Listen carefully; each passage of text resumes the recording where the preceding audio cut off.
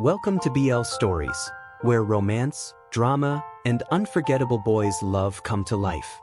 Love knows no limits, and the best stories aren't always straight. Subscribe now and join our growing BL-loving family.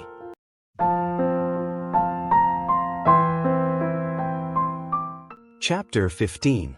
My eyes burned as I stared at the glowing screen of my laptop. The pillows I used to prop myself up in bed kept slipping as I stretched my tired back. My neck cracked slightly as I rolled it, rubbing my eyes beneath my glasses. When I clicked my phone's home button, the blurred white numbers on the screen came into focus. 1:26 a.m. I was usually asleep by 11, so this was late for me, and I was definitely feeling it. Yawning, I slid my glasses back on and typed the last few references of my biology project before saving it. Scrolling back to the top, I couldn't help but scoff when I saw Nico Beckett's name written beside mine under the project title. He doesn't even deserve to have his name on this, I muttered, rolling my eyes. Closing my laptop, I placed it on the bedside table, leaving my room in complete darkness. Snuggling deeper into my blanket, I unlocked my phone and sent a short message. Wesley Dillon, 1:30 a.m. I finished our project. Not going to your place on Saturday. I'll submit it on Monday. Don't worry, your name's on it. Setting my phone on silent, I tossed it aside and closed my eyes, hoping to fall asleep quickly. But just as I was drifting off, a faint white glow flickered through my eyelids. Groaning, I rolled over, trying to ignore it. When the light didn't stop, I gave in, fumbling for my phone with clumsy fingers and nearly knocking over my lamp. The brightness stung my eyes, so I quickly lowered it. The small blinking light in the corner told me I had a message. My heart skipped. Was it Nico? The thought came so easily that I surprised myself. 3 weeks ago, I wouldn't have believed it. Now, here I was half hoping it was him. I opened the message. Nico Beckett, 1:32 a.m. So, Saturday's not a study date then? I exhaled, feeling a mix of relief and something else I didn't want to name. Before I could reply, another message appeared. Nico Beckett, 1:32 a.m. It's just a date. What? A date? I whispered, cheeks warming. Quickly I typed back. Wesley Dillon, 1:32 a.m. No way. Not happening. Forget it. His reply came fast. Nico Beckett, 1:32 a.m. You already did. My breath caught. I could almost hear his teasing tone, that familiar smirk playing in my mind. Gritting my teeth, I sat up, shoved on my glasses, and started typing again. Wesley Dillon, 1:33 a.m. Forget it. All of it. I don't want anything to do with you. Our project's done, so leave me alone. This time, there was no immediate reply. The screen dimmed, and I found myself staring at it, heart racing. Just as I was about to put the phone down, it vibrated violently in my hand, making me yelp. Ignoring the dull ache in my foot from where it fell, I opened the new message. Nico Beckett, 1:35 a.m. I can't forget it. I froze. The simplicity of the words made my chest tighten. I could hear his voice saying them, soft, honest, and far too sincere. I didn't know how to respond. So I didn't. I just placed my phone beside me and stared at the glowing screen until another sound broke the silence. BZZZ, BZZZ, BZZZ. My phone lit up again. Incoming call, Nico Beckett. I stared at it, motionless, letting it ring until the screen went black. But then, another message. Nico Beckett, 1:43 a.m. Really? I know you're awake, Wes. Pick up the phone. And then it rang again. My throat tightened as I hesitated. Finally, I slid my finger across the screen. Took your time. Nico's voice came through the speaker, low and calm. What do you want, Nico? I whispered, glancing toward the door, afraid my mom might hear me talking this late. He chuckled quietly. A date. I sighed. Stop joking around. Why do you keep doing this? Why do you keep involving yourself with me? And don't tell me it's because of what happened before. You've been with other people. I know you don't stay interested for long. Are you jealous, Wes? He teased, amusement lacing his tone. I'm not jealous. I hissed, trying to sound firm but failing. I just want to understand why you're playing these games. You've made everything confusing." Silence stretched between us. Then his voice softened. "I'm not playing, Wes. I just can't get you out of my head." I didn't know what to say. My heart was beating too fast, my throat too dry. After that day, Nico continued quietly. "When we talked, when we laughed, when we kissed," I whispered before I could stop myself. He chuckled lightly. "Nice to know you remember." "Don't push it," I muttered, but a smile tugged at the corner of my lips. "Wes," he said softly. That moment, it felt different. I've had a lot of flings, you know that. But that kiss, it wasn't like the others. It felt real. You felt it too, didn't you? Don't lie to me. Not about this." I squeezed my eyes shut, torn between wanting to deny it and the truth sitting heavy in my chest. His voice was a whisper now. "I want to kiss you again." My breath hitched.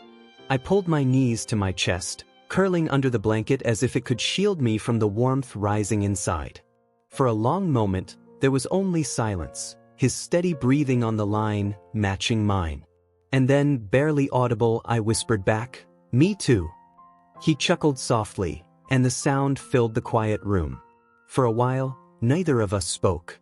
I listened to his calm breathing until my eyes grew heavy. My last thought before sleep claimed me was the faint sound of his voice. "Good night, Wes." Chapter 16.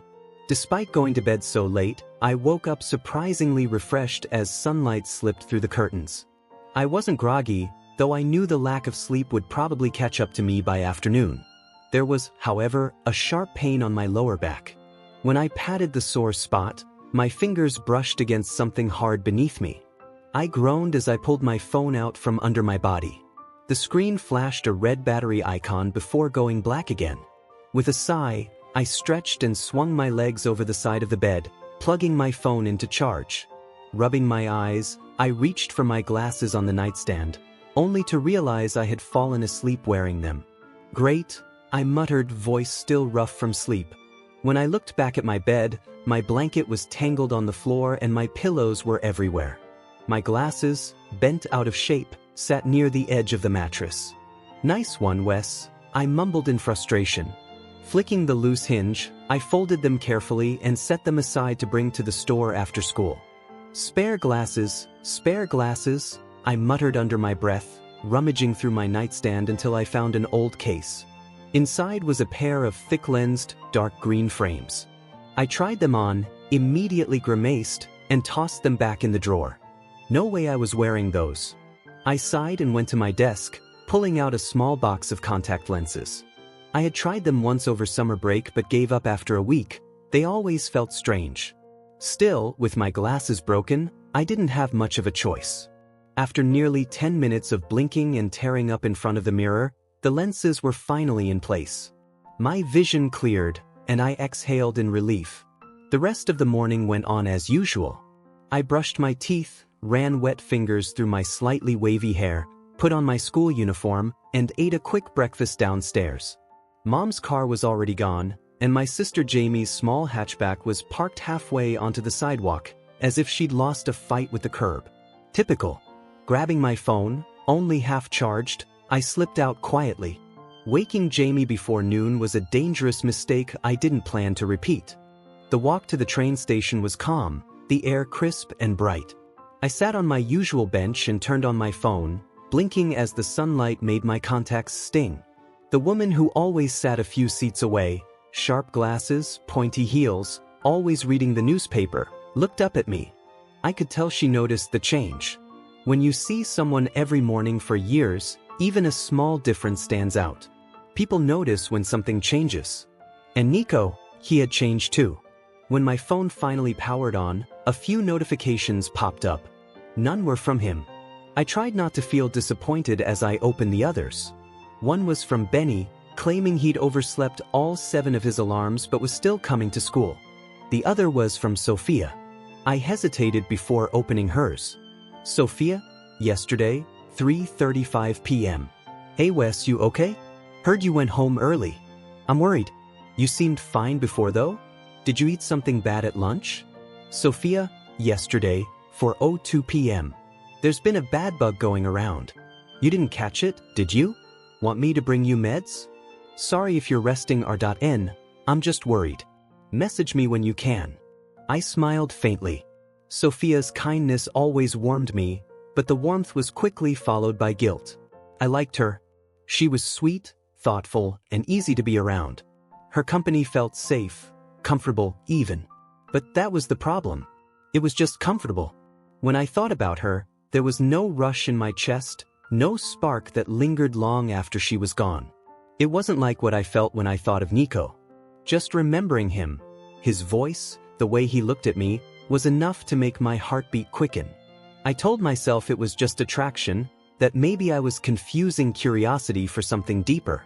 But every time I tried to believe that, my chest said otherwise. I didn't just want Nico because of how he looked. As infuriating as he could be, there was something about him that drew me in completely. Rubbing the bridge of my nose, I sighed and started typing a reply to Sophia. I didn't want to lead her on, but the thought of hurting her made me hesitate. I typed, erased, and retyped before finally pressing send. Wes, 7:58 a.m. Hey sorry. I wasn't feeling good yesterday, so I went home and slept it off. I'm feeling better now, I think. Thanks though. Almost instantly, her typing dots appeared. Sophia, 7:58 a.m. So you're alive. I was starting to think you disappeared or something else. Glad you're feeling better. You coming to school? Parker saved a seat for you on the train. Some sweaty guy is eyeing it though. I chuckled quietly at her message, earning a curious glance from the woman beside me. Wes, 7:59 a.m. Tell him to defend it with his life. I'll see you soon. Sophia, 7:59 a.m. At least Parker's useful for something. I grinned, shaking my head as the sound of the approaching train filled the air. Through the window, I spotted Sophia waving, her brown hair shining in the morning sun. I waved back before stepping inside. The train was crowded as usual. I muttered quick apologies as I squeezed past a few people until I reached Parker, who was lounging across the seat he'd saved. He quickly swung his leg down so I could sit. I smiled as I noticed the man he'd blocked, a bald commuter with sweat stains under his arms, scowling before moving to the other end of the carriage. I couldn't help but laugh quietly. For a moment, everything felt normal. But beneath it all, my mind drifted back to one person. Morning, Wes, Parker said with a sleepy yawn as he leaned his head against the train window. Late night? I asked. He just hummed in response, eyes already closing as he crossed his arms over his chest.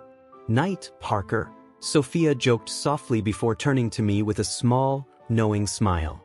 She shifted closer and gently rested her head on my shoulder.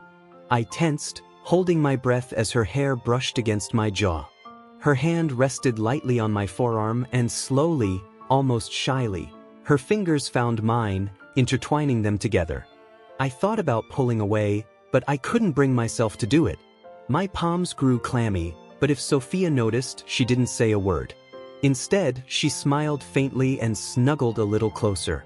Her cheek was warm against my shoulder. You look good in contacts, she whispered. Thanks, I murmured, trying to sound casual. Though my eyes feel like they're burning. Sophia laughed softly, and then silence fell between us again, comfortable, yet heavy in its own way. We stayed that way until the train stopped. When we reached our station, I carefully untangled my hand from hers, trying not to make it obvious. I nudged Parker awake and stood, stretching. Sophia followed closely beside me, her hand swinging near mine. When her fingers brushed the back of my hand again, I quickly adjusted my backpack straps, pretending to fix them. Her hand dropped away, and she didn't seem to notice. She just smiled and skipped beside me, carefree. I'll see you at lunch? She asked as we reached the hallway where our lockers split off. Yeah, I said with a small nod. Sophia smiled, her cheeks tinted with pink before turning to walk away. As I made my way to my locker, I spotted Nico walking down the hall, his uniform a mess, a cigarette hanging loosely from his lips, and a girl clinging to his arm.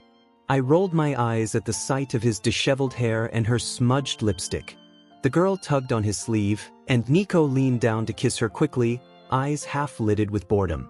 I want to kiss you. His words from last night echoed in my head. Yeah, right, I muttered bitterly under my breath. You say that to everyone. As if he'd heard me, Nico turned his head. His piercing blue eyes met mine, and for a second, the noise of the hallway faded. His expression softened, barely, and then he shrugged off the girl's grip, only for her to cling to him again. I looked away quickly, irritated at myself for caring at all. When the bell rang, the hallway began to clear. By the time I turned back, Nico and the girl were gone. Probably found a quiet corner somewhere, I muttered, clutching my books tighter. I turned a corner, and suddenly, 2 strong hands grabbed my shirt and pulled me into a dark room. My books scattered to the floor. My heart raced as I let out a startled sound, but it was silenced by something soft pressing against my lips. The taste, faint coffee, a hint of smoke, was unmistakable. My tension melted instantly as his hands pulled me closer, one arm wrapping securely around my waist. My back hit the wall, and I could feel his breath against my cheek. I've wanted to do that since last night, he whispered, his forehead resting against mine. I rolled my eyes, trying to push lightly at his chest. Clearly that didn't stop you from kissing someone else this morning. You still had her lipstick on you, by the way. Nico chuckled quietly. I didn't want to kiss her. It just happened. His voice lowered, softer now. But I wanted to kiss you. Didn't look like it, I said, squinting through the dim light. Nico tilted my chin up with his fingers, his face close enough for me to see the glint of a smile. He kissed me again, slower this time, gentler. When he pulled back, his thumb brushed my bottom lip. Convinced now? He asked quietly. The final warning bell rang outside. I bent down to pick up my fallen books. You're getting there, I said with a small grin, opening the door. Light spilled into the small storage space, and for a moment, we just stared at each other, him waiting for an answer I wasn't ready to give. I stepped out, closing the door behind me. And all I could think was, I have a secret shaped like Nico Beckett hiding in my closet. Fantastic. Chapter 17. It was Friday, and everyone had started to notice that Nico was showing up to school more often than before. Sure, he was still late sometimes, or would sneak out in the middle of the day for a smoke, but he was always back before lunch, and then, like clockwork, would vanish somewhere on campus. It had also become routine for me to slip away from my friends after lunch, pretending I had to meet with a teacher about schoolwork. Nobody ever questioned it. After all, Nico and I weren't exactly the kind of people anyone would ever link together. We lived in different worlds, with different reputations. Yet somehow, we always ended up in the same place. The pool storeroom, surrounded by the smell of chlorine and the soft creak of old foam kickboards beneath us. I frowned as Nico lit a cigarette above me, his back resting against the brick wall, smoke curling into the air. He took a slow drag before exhaling a stream of gray that drifted toward my face. Really? I muttered, wrinkling my nose. Nico smirked and deliberately blew another puff in my direction. If you want to get sick, go ahead, I said, waving the smoke away. But I'm good without it. He just chuckled, glancing down at me. My head rested on his thighs, hardly the most comfortable pillow, but I didn't mind. I told myself I stayed like that because it was easier than moving, not because I wanted to be close. After a moment, Nico sighed, pressing the cigarette against the floor until the glowing tip faded into ash. Happy now? He asked, rolling his eyes, though there was a small smile tugging at his lips. Much happier, I said, returning the smile. Those things taste awful. I don't even know why you like them. It keeps my hands busy, he said lightly, and you get used to it. Then he leaned down, closing the space between us, his voice softening. Want me to prove it? Before I could respond, his lips brushed mine briefly, warm, familiar, and with that faint, smoky aftertaste I was beginning to recognize. I guess you really do, I murmured as he pulled back, grinning triumphantly. When Nico reached for another cigarette, I quickly caught his hand midair. Nope, this is a smoke-free zone. Find something else to do with your hands. Like this? He said, lacing his fingers through mine. My heart skipped a beat as I looked up at our joined hands, his thumb gently tracing slow circles against my skin. It's an improvement, I said with a teasing tone. Nico snorted, lowering our hands to rest lightly on my stomach, his thumbs still moving lazily. His other hand drifted to my hair, combing through it gently. Each time his nails brushed my scalp, a strange shiver ran down my spine. Time passed quietly. Neither of us spoke for a while. The only sounds were the faint hum of the school above and the rhythmic tapping of water pipes through the walls. His warmth beside me was oddly comforting. Comfort wasn't something I usually associated with Nico Beckett, but here in the storeroom, with our fingers intertwined, it felt different. And that difference scared me. Nico was the one to break the silence. "That girl you're always with," he said suddenly, his fingers stilling in my hair. My eyes opened. I turned my face slightly, avoiding his gaze but not lifting my head from his lap. "What about her?" I asked, my voice coming out a bit too high. He let out a quiet scoff. "What is she to you?" I started, searching for the right words. Memories of Sophia's touches flashed in my mind. Her hand in mine, her laughter, that almost kiss we never talked about. "She's a good friend," I managed. "It's complicated." Nico hummed lowly, his hand moving again through my hair. "You're leading her on." "I'm not." I stopped, exhaling in frustration. "It's complicated, okay? I'm still figuring things out." "If you're not into her, just be honest," he said. I frowned and turned to face him again. "I am into her," I said, though even I didn't believe my own words. Nico's expression made it worse, half amused, half unconvinced. "You're not one to talk," I countered, trying to sound steady. "You've got a whole fan club of girls hanging off your arm. You think you're not leading them on." "What I'm doing is different," he said simply. "Right?" I replied, rolling my eyes. "Enlighten me, Nico, because I'm dying to know the difference." "I make it clear from the start," he said with a faint smirk. "They know it's not serious. Just a bit of fun. Nothing more. They know it's just fun." The words hit harder than I expected. Suddenly, everything clicked in a way I didn't want it to. Nico wasn't saying it outright, but I understood. This was what we were. What I was. Just another distraction. Something new. Something temporary. I sat up quickly, letting go of his hand. My pulse raced as my thoughts tumbled over each other. What was I to Nico Beckett, really? I looked down at the foam kickboard beneath my feet, digging my nail into it just to have something to do. My voice came out quieter than I meant it to. "I guess I can kind of see the difference," I said flatly. "I mean, I know where I stand." Nico's head turned sharply toward me. His brow furrowed. "What are you saying, Wes?" I shrugged, brushing off the bits of foam that clung to my jeans. "Nothing. Just stating the obvious." "Nothing, don't worry about it," I said quickly, glancing at my watch. Lunch was about to end, and I didn't want to be late for my next class. "Anyway, lunch is over. I'll see you later." "Wait, Wes," Nico said, standing up as I turned to leave. I barely had time to react before he grabbed my wrist, gently but firmly pulling me to face him. "What is it, Nico?" I asked, trying to sound calm even though my pulse quickened. The school bell rang in the distance, echoing faintly down the hall. "I'll see you tomorrow, right?" he asked, his voice softer now. His grip on my arm tightened just a little. "My place." "A date?" "Yeah," I said, tugging my arm free, giving him a small nod.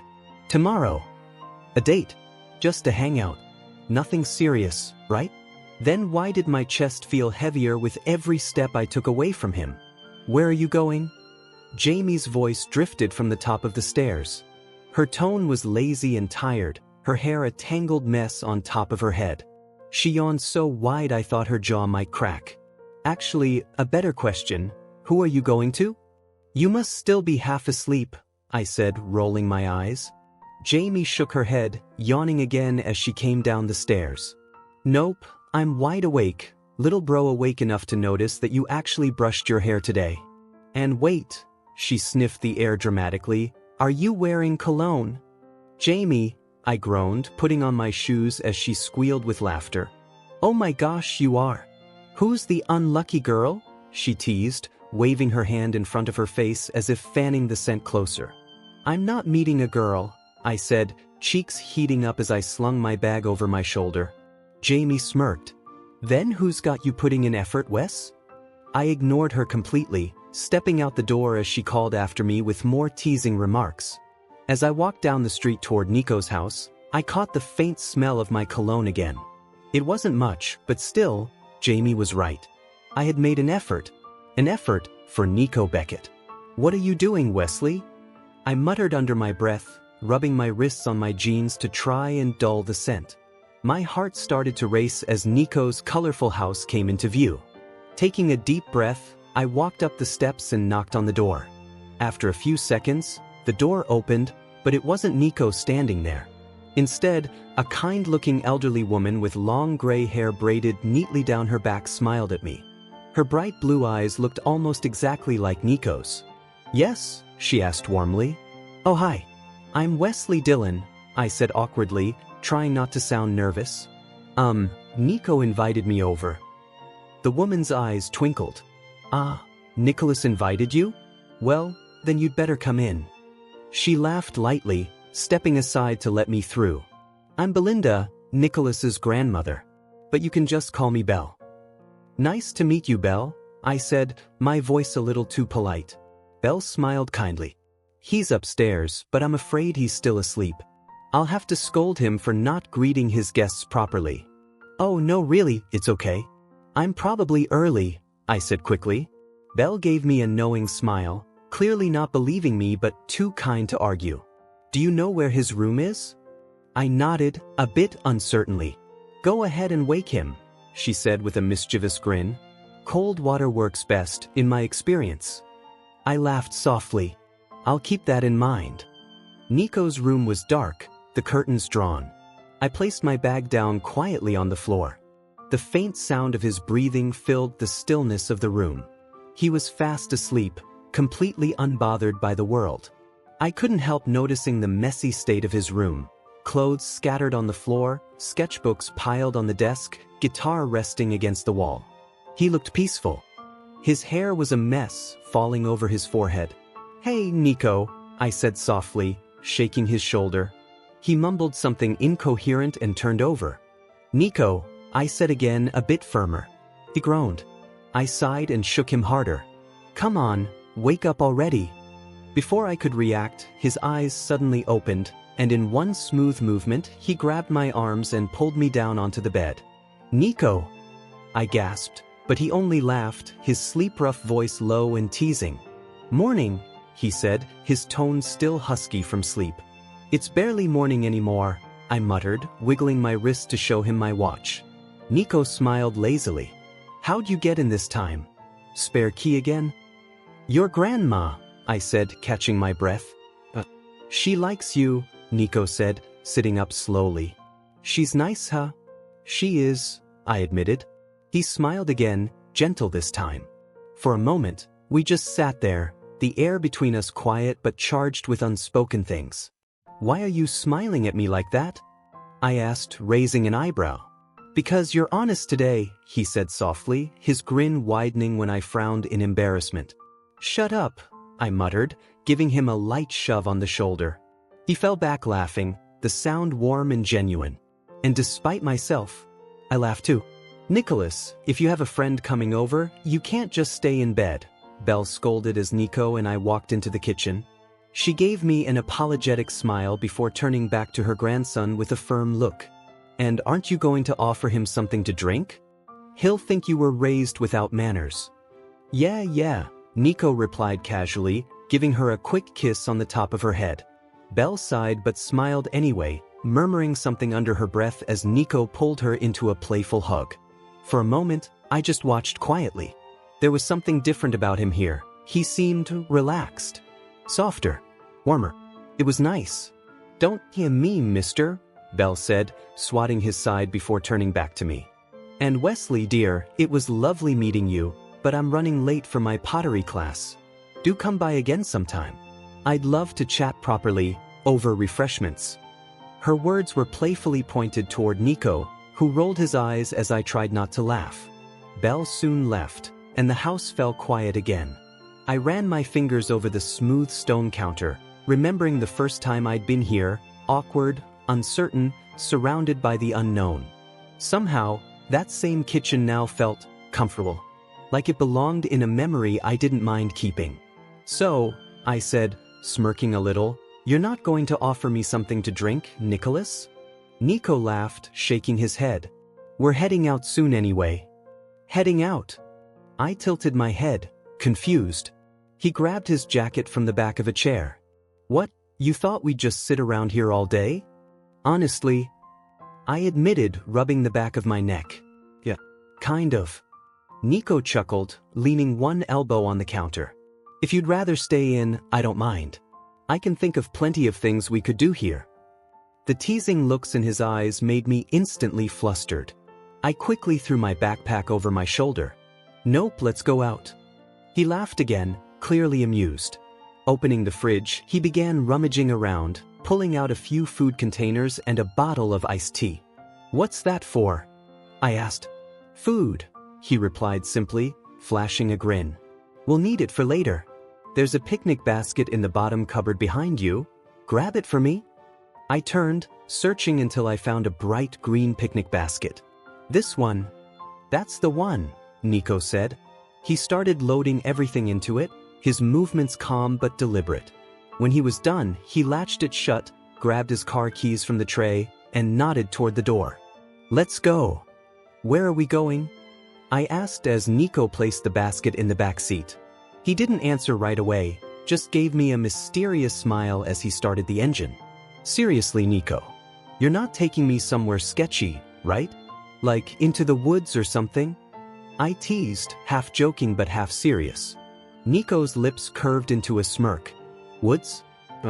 But if I were, at least I'd make sure you had a good view." I rolled my eyes, but couldn't stop the grin tugging at my lips. After a few minutes, he added, "Relax. I'm taking you somewhere with a great view of the city. You'll see." "Good," I said, feigning seriousness. "I'm way too young to die." Nico laughed, the sound warm and deep. His laughter always did something strange to my chest, like sunlight cracking through a storm. We drove in comfortable silence for a while. The suburbs faded into the city, and the city slowly melted into older, worn-out streets marked by graffiti and time. The sunlight dimmed as taller, gray buildings loomed around us. I felt a little uneasy. "Nico?" He didn't answer, just slowed down and turned left, pulling into what looked like an abandoned underground parking lot. The air inside was thick and still. Cracked lights hung from the ceiling, and broken glass glittered across the concrete floor like scattered stars. My hand hovered over the seatbelt buckle. "We're not staying here, right?" Nico chuckled. "You really don't trust me, do you?" "I'm just saying," I said nervously. "It kind of looks like the opening scene of a horror movie." He gave me a sideways glance, clearly enjoying how uncomfortable I looked. Then, leaning slightly over the console, he said softly, "If I wanted to scare you, I'd have chosen somewhere darker." My pulse jumped, and I opened my mouth to reply. The door beside me swung open. Nico stepped out of the car, grabbed the picnic basket from the trunk, and motioned for me to follow. Wearing a dark t-shirt and jeans, he looked effortlessly calm, his blue eyes catching stray beams of light sneaking through the cracks in the concrete. "You coming?" he asked, amusement dancing in his voice. I hesitated, glancing around the shadowy space. "I'm not going to get tetanus or something, right?" Nico laughed and reached for my arm, gently pulling me out of the car. His touch lingered, steady, not forceful, and somehow, it made me feel safe. "Just follow me," he said, releasing my arm only to take my wrist instead. I let him lead me, my shoes crunching faintly over the glass-strewn ground. The eerie quiet made me grip my backpack tighter, but Nico's presence beside me, his calm, sure movements, was strangely reassuring. For the first time that day, I realized something that made me stop for a moment. Around Nico Beckett, I felt safe. He glanced back at me with a questioning look, but I just shook my head quickly. "Nothing," I said quietly, following as he pushed open the stairwell door. The padlock on it was broken, hanging loosely from a chain that clinked against the frame. Whatever Nico was planning, I wasn't sure. But deep down, I knew I'd follow him anyway. "Up," Nico said simply, and I nodded, stepping ahead of him. He let go of my wrist as we began to climb the stairs, though I could feel his presence close behind me. My muscles, tense from earlier, slowly began to relax. By the time we reached the top of the spiraling staircase, I felt safe enough to push the door open myself. The rusted hinges groaned in protest, and a burst of sunlight and wind greeted me as I stepped through. I squinted against the brightness, covering my eyes until they adjusted. When I finally looked around, a quiet gasp escaped my lips. The view was breathtaking. The sun shone high above a canvas of clear blue, dotted with drifting clouds. From where we stood on the roof of the old building, I could see everything. The spread of the suburbs with their rows of rooftops and patches of green, the distant city skyline with its shining glass towers, and a river weaving through it all. The faint hum of the world below seemed to fade, leaving only the sound of the wind and the soft rustle of Nico setting down the picnic basket beside me. It was beautiful, calm and alive all at once. "Not bad, right?" Nico said, a small grin on his face. I nodded, still in awe of the sight before us. Then, without a word, Nico's hand slipped into mine, his touch gentle but certain. He tugged me toward a short ladder leading up to the tallest part of the building. I followed, my heart thudding in quiet anticipation. At the top, Nico spread out a worn blanket and dropped down onto it, pulling lightly on my arm until I joined him. From the basket, he began to unpack the lunch he'd prepared: sandwiches, sliced fruit, cheese and crackers, muffins, and bottled drinks. "You made these?" I asked, raising a brow as I gestured to the sandwiches. "I made the sandwiches. My grandma made the muffins," Nico said, pointing at the neat arrangement in front of us. I couldn't help but chuckle at the thought of him in a kitchen, making sandwiches with that usual serious expression of his. "You actually prepared this last night?" I asked, remembering how everything had been ready in the fridge earlier. Nico nodded, and I noticed a faint pink color touch his cheeks. "Wait, are you blushing?" I teased, grinning as I leaned closer. "I'm not," he said firmly, but the small twitch of his lips gave him away. "Sure you're not," I replied playfully, humming in amusement. "I mean it, Wes," he insisted, leaning closer until his face was just inches from mine.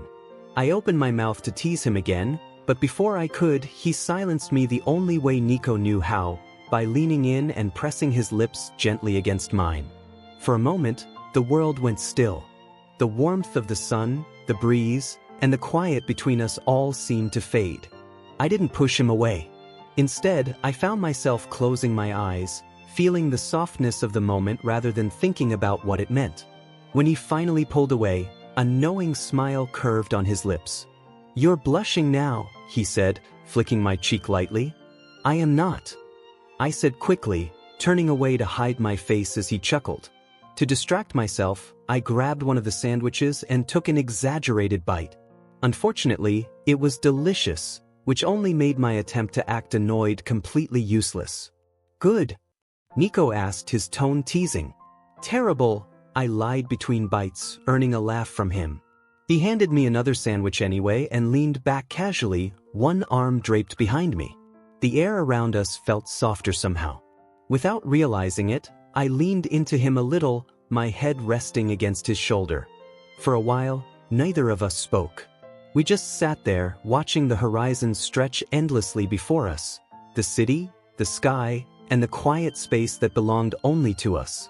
When Nico took a sip of his drink, I felt him shift beside me, about to say something. "Don't even," I muttered before he could speak, giving him a playful nudge. He just laughed, and for once, I didn't mind the sound of it echoing through the quiet air. He smelled faintly of soap, warmth, and the wind that carried the day with it. It reminded me of that night. Not the chaos, not the confusion, just the feeling that maybe, with him, I could finally breathe again.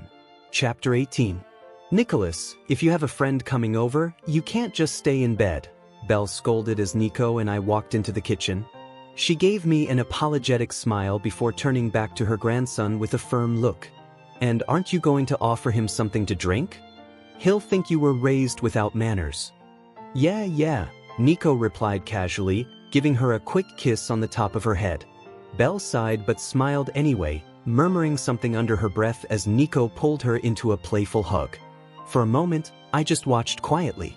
There was something different about him here. He seemed relaxed. Softer. Warmer. It was nice. "Don't you mean, mister?" Belle said, swatting his side before turning back to me. "And Wesley, dear, it was lovely meeting you, but I'm running late for my pottery class. Do come by again sometime. I'd love to chat properly, over refreshments." Her words were playfully pointed toward Nico, who rolled his eyes as I tried not to laugh. Belle soon left, and the house fell quiet again. I ran my fingers over the smooth stone counter, remembering the first time I'd been here, awkward, uncertain, surrounded by the unknown. Somehow, that same kitchen now felt comfortable, like it belonged in a memory I didn't mind keeping. "So," I said, smirking a little, "you're not going to offer me something to drink, Nicholas?" Nico laughed, shaking his head. "We're heading out soon anyway." "Heading out?" I tilted my head, confused. He grabbed his jacket from the back of a chair. "What, you thought we'd just sit around here all day?" "Honestly," I admitted, rubbing the back of my neck. "Yeah, kind of." Nico chuckled, leaning one elbow on the counter. "If you'd rather stay in, I don't mind. I can think of plenty of things we could do here." The teasing look in his eyes made me instantly flustered. I quickly threw my backpack over my shoulder. "Nope, let's go out." He laughed again, clearly amused. Opening the fridge, he began rummaging around, pulling out a few food containers and a bottle of iced tea. "What's that for?" I asked. "Food," he replied simply, flashing a grin. "We'll need it for later.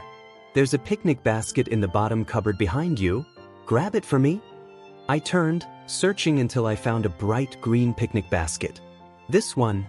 "That's the one," Nico said. He started loading everything into it, his movements calm but deliberate.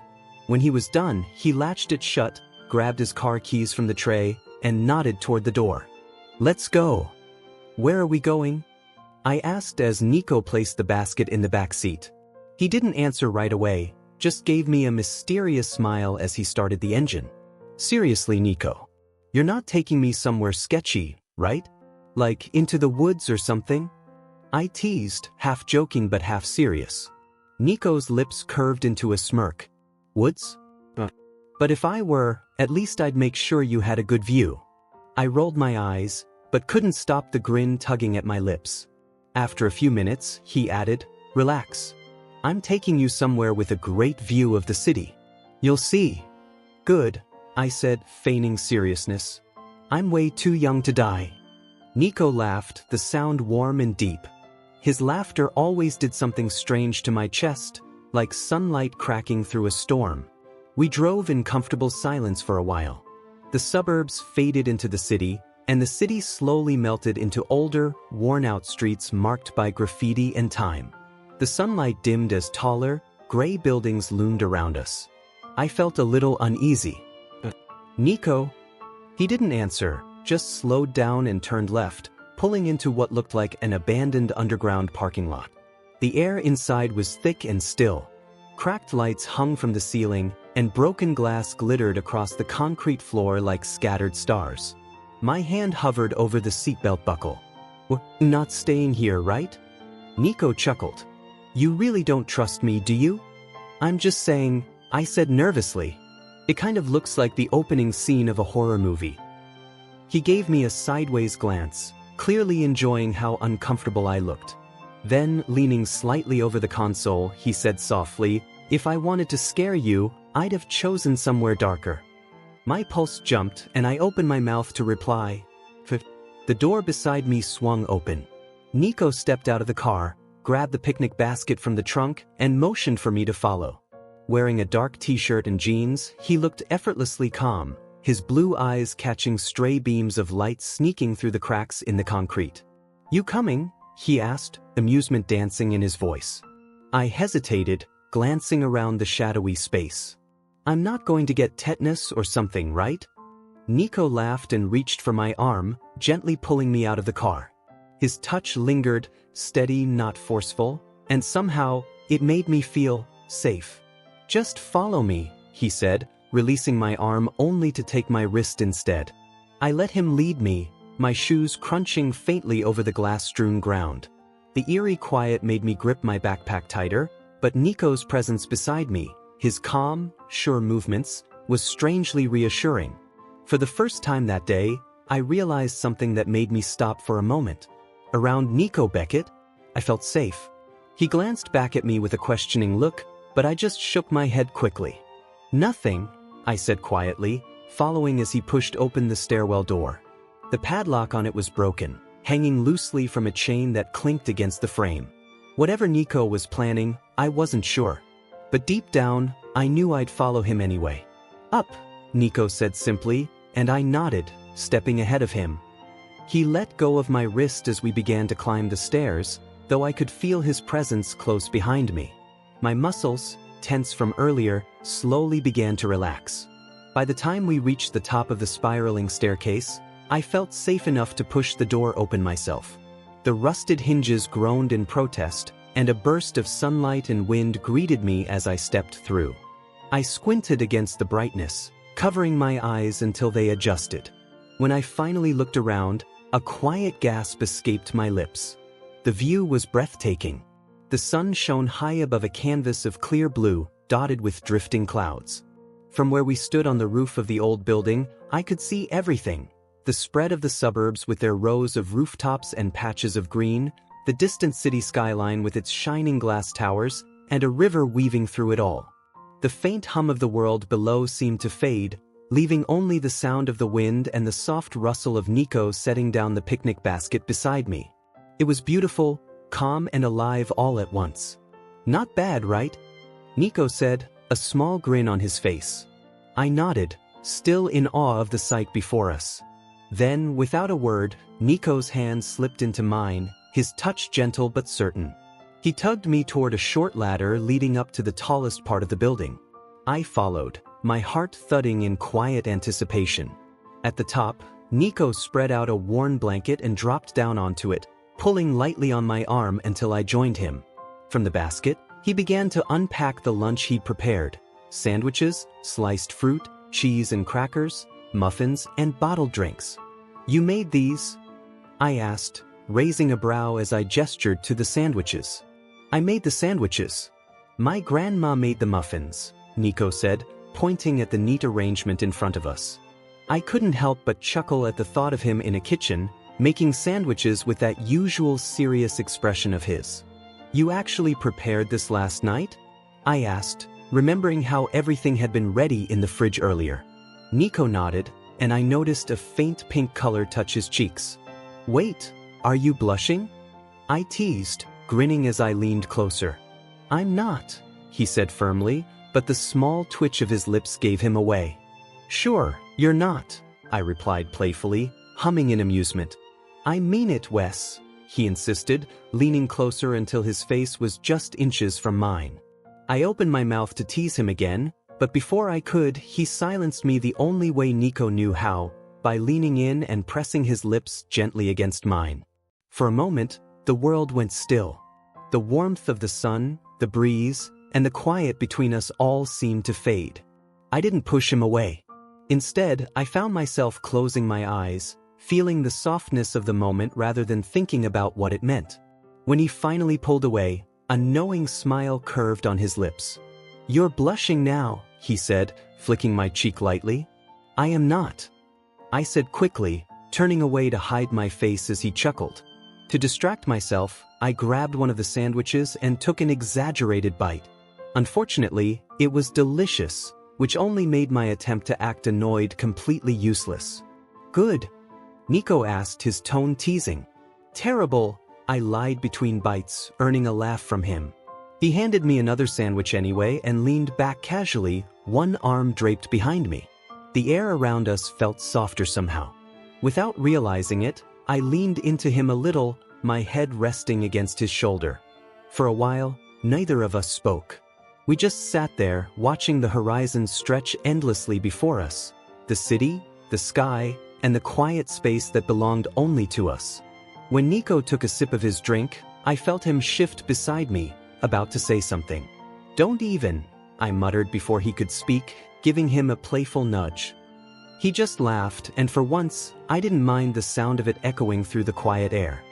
He smelled faintly of soap, warmth, and the wind that carried the day with it. It reminded me of that night. Not the chaos, not the confusion, just the feeling that maybe, with him, I could finally breathe again. Chapter 19. Sophia had texted me early that morning, though I slept through the notification after a long night of talking with Nico. Not that anything happened. After our rooftop lunch and lazy afternoon in the sun, Nico drove me home and called me later that night. We talked until the early hours, and by the time we hung up, I drifted into sleep with a strange sense of calm. Now, well into Sunday afternoon, I lay groggily in bed, scrolling through my phone with one eye open. My blanket felt like a shield, but dread crept in when I saw Sophia's unread messages. Sophia, 9:14 a.m. Hey Wes. Do you want to come over to my place later? I'm home all day. There was another message around 10 a.m. Sophia, 10 a.m. You okay? Haven't heard from you. I rubbed my eyes, squinting at the screen without my glasses.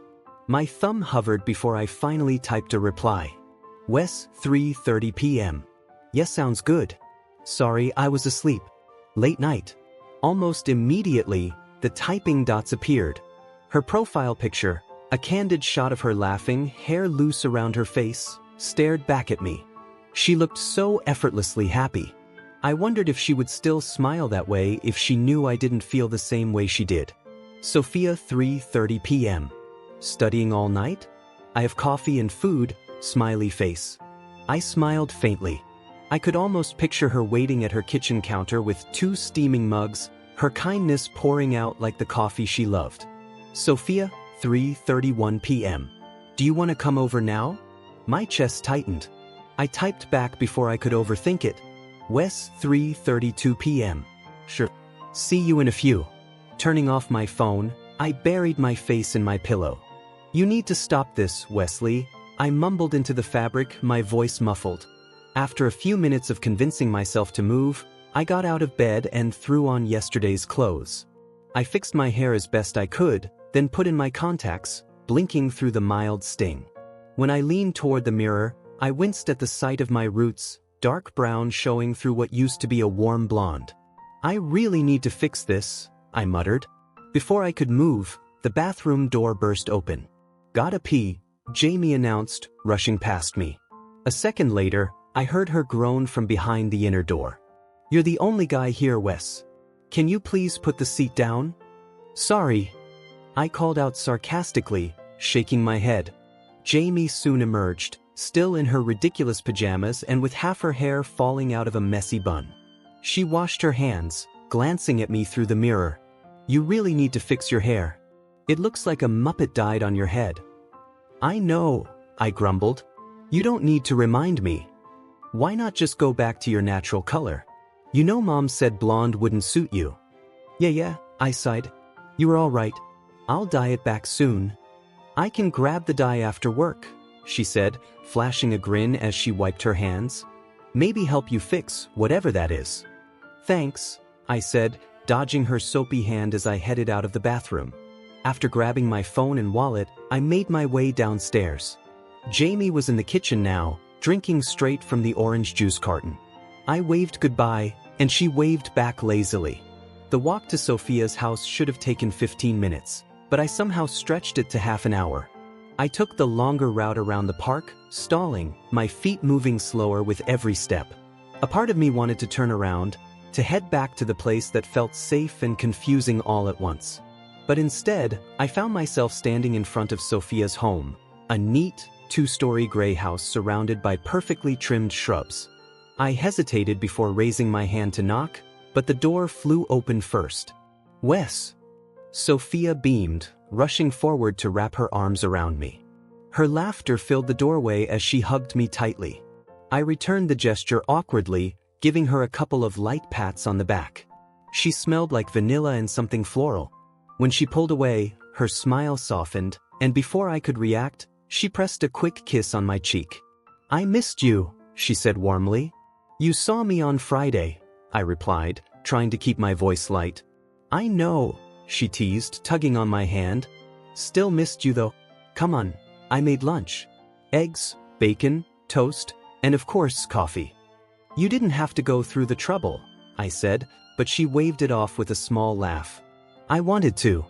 She guided me to the dining room, where a tray of food waited on the table. The smell of eggs and toast filled the air, simple and comforting.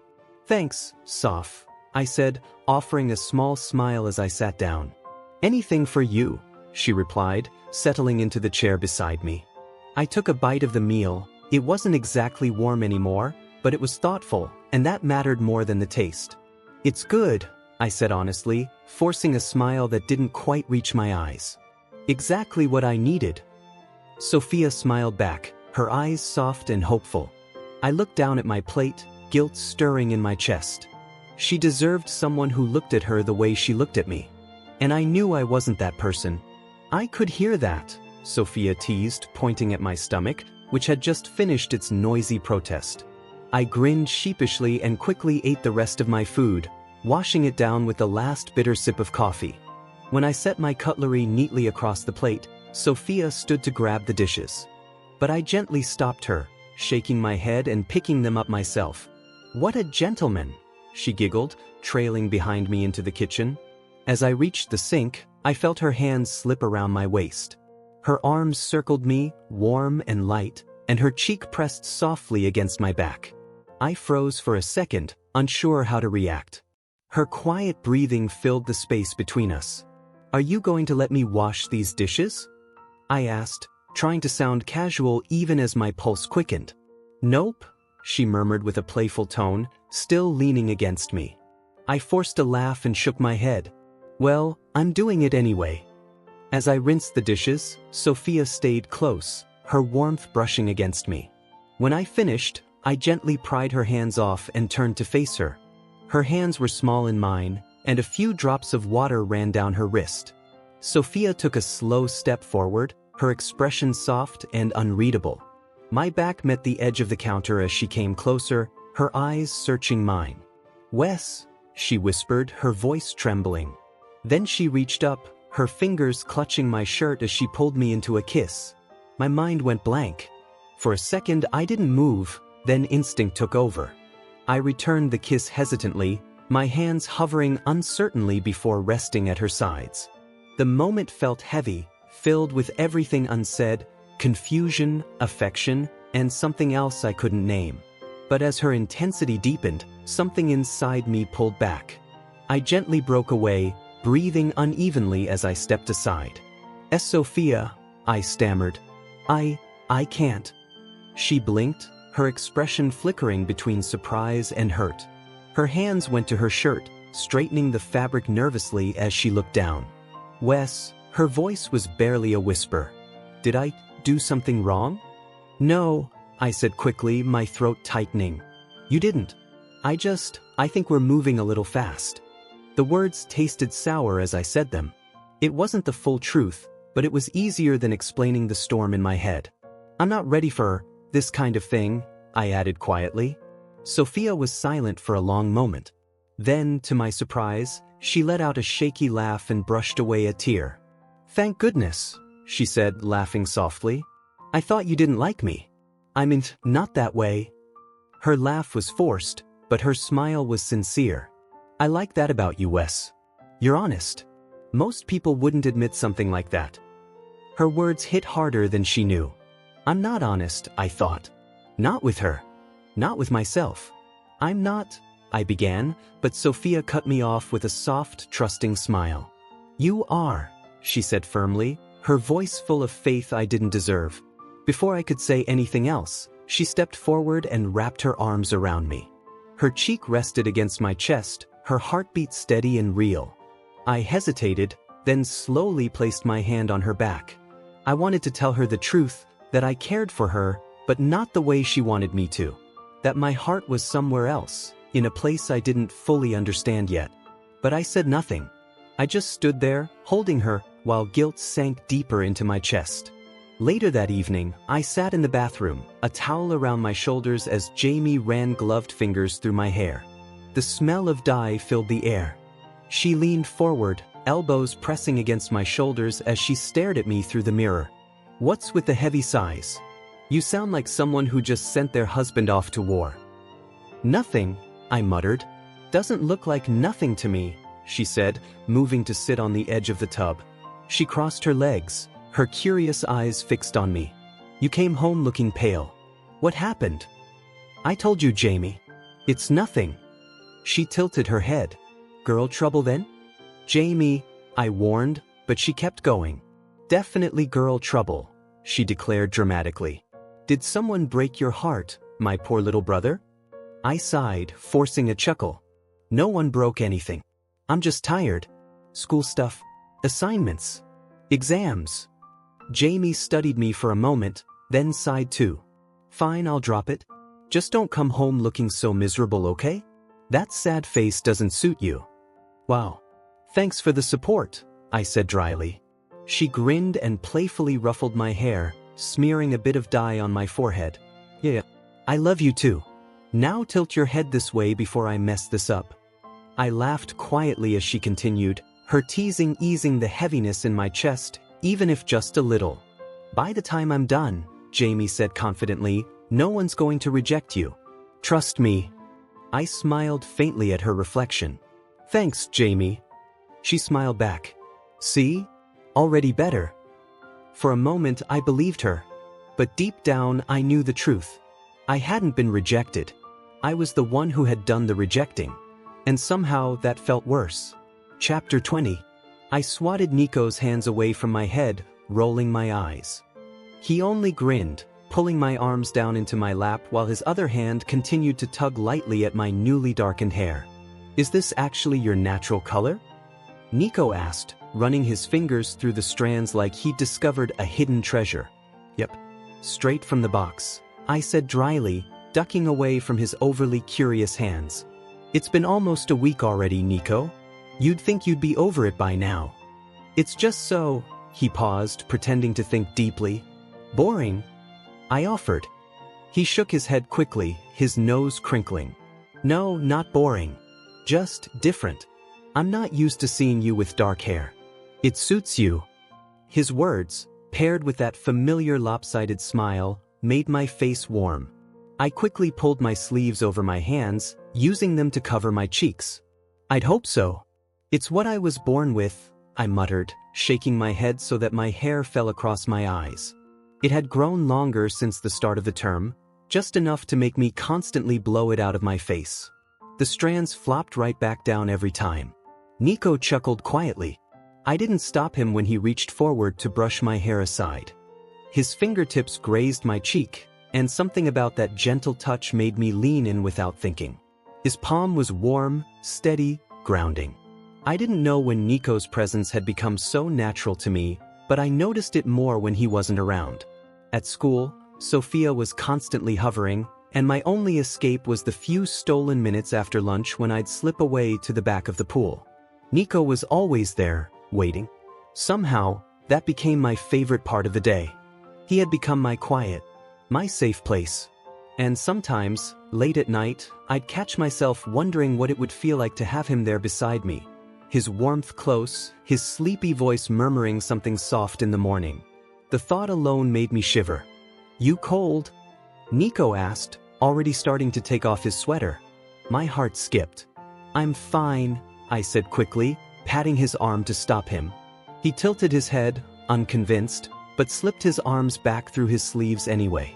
"You have goosebumps," he said, lightly pinching the back of my neck.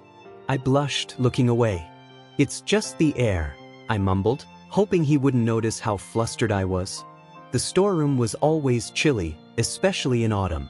The school never bothered to put a heater there. No one was supposed to be spending their lunch breaks in a storage room. But before I could say anything else, I felt him move closer. Without a word, Nico slid behind me and wrapped his arms around my shoulders. His hands rested on his opposite arms, holding me gently but firmly.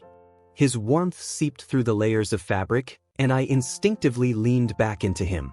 "I told you I wasn't cold," I said, trying to sound annoyed, though the small smile on my face betrayed me.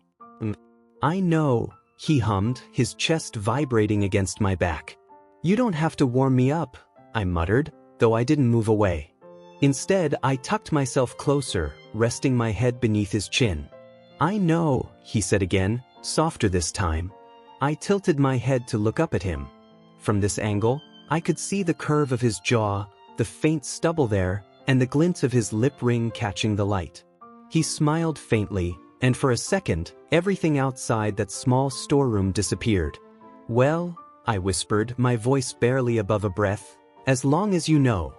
He chuckled quietly and I smiled, hiding my face against his shoulder. The bell rang a few minutes later, its dull sound echoing through the room. I sighed. I didn't want to move, and when I tried, Nico's arms instinctively tightened around me, keeping me there for just a few seconds longer. My heart fluttered. Sometimes, in moments like this, I wondered if he wanted to stay close too, if he felt the same quiet pull I did. But that thought never lasted long. It was ridiculous, really. Nico Beckett, the guy everyone talked about, wasn't someone I could imagine wanting something real. Not with me. Nico, let go, I said, trying to keep my tone firm. I've got class. Reluctantly, he released me, his fingers brushing mine for a brief moment before he leaned back against the wall. He pulled out a cigarette, rolling it between his fingers. I frowned instinctively, and he caught my expression, grinning in amusement. See you tomorrow? He asked casually. I started to nod, but then remembered. The long weekend had snuck up on me. I can't, I said, slinging my bag over my shoulder. I'm going to the beach with my family. Dad's flying back tonight. Nico blinked, then smiled, smaller this time, quieter. Family trip. Guess I'll see you after, then. Yeah, I said softly, meeting his eyes for a second longer than I should have. Then I turned and left, the chill of the hallway greeting me the moment the door closed behind me. And for reasons I couldn't quite explain, the air felt colder without him there. No, I'm actually going away for the weekend, I said, watching as Nico raised a curious brow. With my family. Sorry. I wasn't sure why I was apologizing. We hadn't made any plans, nor were we obligated to see each other every weekend. Still, the thought of not seeing Nico made something twist uncomfortably in my stomach, like an itch I couldn't quite reach. Sounds fun, Nico said casually, taking a slow drag from his cigarette before exhaling the smoke into the cool air. Standing up, he gave me that familiar grin, the one that always carried more meaning than his words. Don't miss me too much, Wes. I rolled my eyes and waved away both his words and the faint trail of smoke between us. I won't miss you at all, I said firmly, though his grin only grew wider. Sure, Wes. Before I could react, Nico leaned forward and pressed a quick, firm kiss against my lips. It tasted faintly of smoke and something sweetly reckless. Pulling away, he flashed a knowing smile as he stepped back. See you next week, then. Benny let out an excited shout the moment we arrived at the beach house, dropping his bags with a loud thud before running through the bright, white-walled space with his arms stretched wide. Jamie rolled her eyes but smiled anyway, clearly amused by his antics. Dad had called late last night to say he couldn't make it due to work. I tried not to feel disappointed, but it had been months since I last saw him, and even then, it was only for a week. Jamie hadn't said much after the call, though her silence spoke louder than words. Since we had an extra spot, Benny had been invited to join. I didn't mind, it was almost tradition by now. We'd been friends since we could barely walk, and my mom and sister treated him like part of the family. As I ran my hand along the smooth wooden dining table, Mom appeared beside me, her hand patting my shoulder with a content sigh. Just like the pictures, huh, honey? She said with a smile. Yeah, I replied, glancing around. Too bad Dad couldn't come. Her hands froze for a brief second before giving my shoulders a gentle squeeze. Well, your duty calls, she said with a small, tense smile. Go take a look around. Maybe check out the beach with your sister and Benny. It's just across the road. Sure, Mom. She nodded and, with a pleased grin, pulled a novel from her bag before making a beeline for the hammock on the porch. I couldn't help but smile watching her finally relax. She deserved it. Still, I wished she could have shared the weekend with Dad. Oh my gosh, Wes. Have you seen the beach? Benny shouted, practically dragging me to the floor-to-ceiling windows. "It's huge. Let's go." Before I could respond, Jamie appeared behind him, smacking the back of his head. Benny yelped in surprise, bumping his forehead against the glass. Jamie just smirked, already dressed in a red bikini and a light beach dress that fluttered in the breeze, her sunglasses perched on her head. "Are you two coming or what?" she teased, laughing as Benny stuck his tongue out at her before sprinting off to change. I chuckled. The two of them always bickered like siblings, and honestly, it was comforting, like home followed us wherever we went. A few minutes later, we were at the beach. The golden sand stretched endlessly beneath a cloudless sky, and the ocean shimmered like liquid glass. I spread out a towel while Jamie tossed her things beside it and ran toward the water. Benny followed immediately, nearly tripping over his feet in his excitement. I laughed, shading my eyes from the sun as I watched Jamie push Benny into a wave, both of them laughing so hard their voices echoed against the water. "Hey Wes, come on," Benny called, waving at me, his hair dripping and wild. "1 second," I yelled back, pulling out my phone. The glare of the sun made it hard to see, but when I glanced at the screen, I noticed a message from Nico. A small, involuntary smile tugged at my lips. "Nico Beckett, 3:12 p.m. You at the beach yet? Wesley Dillon, 3:14 p.m. Image sent. Without thinking, I snapped a photo of the shoreline and sent it to him. As soon as I hit send, I froze. Why did I just do that? Did he even care? Before I could second-guess myself, a notification popped up. "Nico Beckett, 3:15 p.m. You must miss me, Wes." I nearly choked on my own breath. His words echoed in my head, teasing and warm all at once. Quickly, I locked my phone and buried it under my t-shirt in the pile of clothes. My cheeks were burning, and I splashed cold water on my face just to cool down. I definitely didn't miss him. Not one bit. At least, that's what I kept telling myself.